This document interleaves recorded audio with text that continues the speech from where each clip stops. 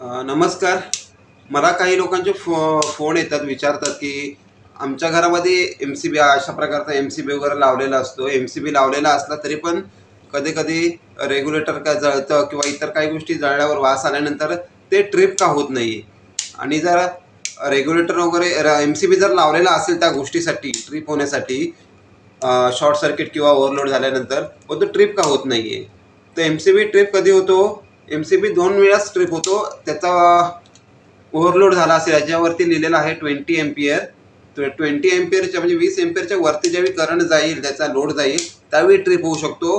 किंवा short circuit, phase आणि neutral दोघांचा संपर्क एकत्र आला, 2 वायरी एकत्र आल्या तरच ते ट्रिप होऊ शकतं. उदाहरणार्थ हे बघा तुम्ही, काही जणांच्या घरामध्ये रेग्युलेटर जळतं. ज्यावेळी रेग्युलेटर जळतं, वास येतो, त्यावेळी तो ट्रिप होत नाही एम सी बी. ते का माहिती आहे? कारण त्या रेग्युलेटर आहे ना, तो सिरीजमध्ये लागलेला असतो. सिरीजमध्ये म्हणजे बटनमधून जी वायर जाते ती जाते रेग्युलेटरला, रेग्युलेटरमधून दुसरी एक वायर निघते, ती जाते डायरेक्ट फॅनला. ह्यामुळे काय होतं, त्याच्यामध्ये न्यूट्रल भेटत नाही. त्याला न्यूट्रल भेटल्यामुळे तो ट्रिप नाही होऊ शकत.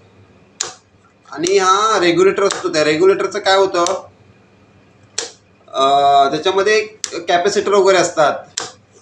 ते कॅपॅसिटर वगैरे जास्त हीट होऊन जळतात. ते जळल्यानंतर त्याचा वास वगैरे येतो, त्यामुळे तो ट्रिप होऊ शकत नाही एम सी बी. कारण एम सी बी ट्रिप कधी होतो? फेज आणि न्यूट्रल दोन्ही पण एकत्र ज्यावेळी येतात त्याच वेळी तो ट्रिप होतो, किंवा ओव्हरलोड करंट झालं तर.